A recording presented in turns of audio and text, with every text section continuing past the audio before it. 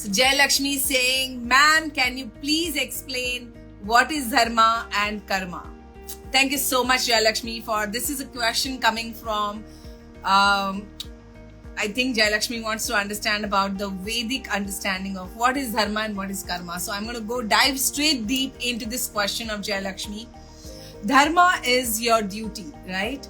And duty means each one of you, or us rather, each one of us are born on this planet and in turn in this universe.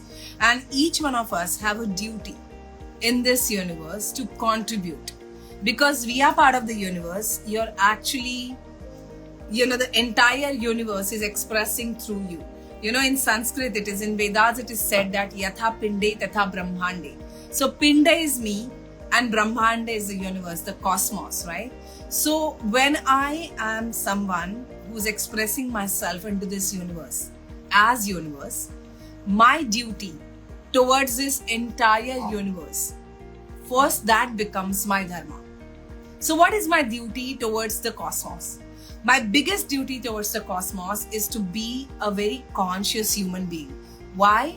Because if you see, let me explain this scientifically to you. We have 3 layers of the brain: reptilian brain, mammalian brain, and neocortex, or your prefrontal lobe.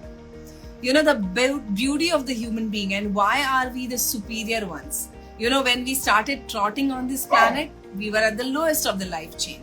But now we are at the highest, top of the life chain, right? Why we became the top of the life chain species? The reason we became that way, because over the millions of years, we have developed this beautiful part of our brain, which is called as prefrontal cortex, which disassociates us from the rest of the animal kingdom. The prefrontal cortex in the human beings is developed about 40%. And this is a part of your brain which is very logical, rational at the same time, which has the ability to understand, make decisions, and figure out what more can you do about your life. You're not driven just by your instincts of fight and flight, running away from something or fighting with something. So our biggest duty in this world or in this universe, towards the universe, is to activate those parts of our brain which makes us more conscious. So when you become more conscious, every decision that you make towards your life, your family's life, and towards the entire humanity or this universe is coming from the space of bigger purpose. Not just looking at yourself, but looking at the entire universe and what more can you do to make this world a better place to live. So that is our first dharma. And to follow that dharma, to follow that duty, what you need to understand is, as you are the one who's universe, what is your duty towards yourself? See, if I don't have a glass full, I cannot contribute to the world and pour the water from this glass. I will always have less amount of water. So how can you start fulfilling your duty towards yourself? By living up to your full potential, filling up your glass full, be it your love, be it your money, be it your health, be it your relationships, everything that you have in your life is first begins with yourself. So how can you start fulfilling and filling up your own glass? That's your first duty. And when you progress on that, automatically you start progressing in the duty of you expressing your highest potential, of giving your maximum value to this world. So when you contribute your maximum value to the world, that becomes your dharma, and you expressing yourself fully, your highest potential in every aspect of your life, makes this world a beautiful place. So that's your dharma. Now, to fulfill that dharma, you need to do the karma. And the karma is the action that you take.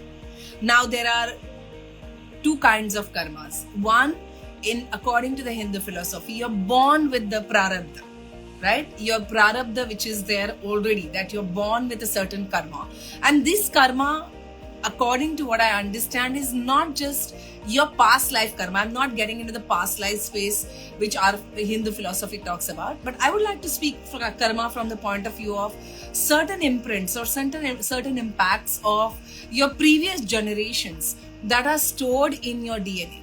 all of us are expressing our life from the point of view of whatever is stored from the past many generations that or millions of years of evolution. Everything is embedded in your DNA, and that is your prarabdha.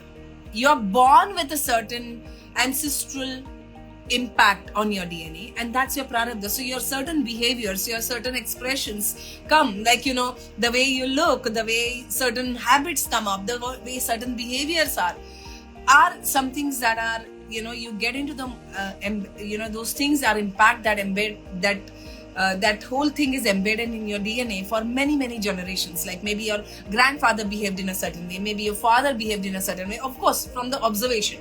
Not that the behaviors are passed to the DNA, but the observation, right? And then you are observing the same behavior that your father has, and you start adapting to that behavior, and that creates an impact on your DNA, and it shapes your genetics, it shapes your DNA. So that's prarabdha.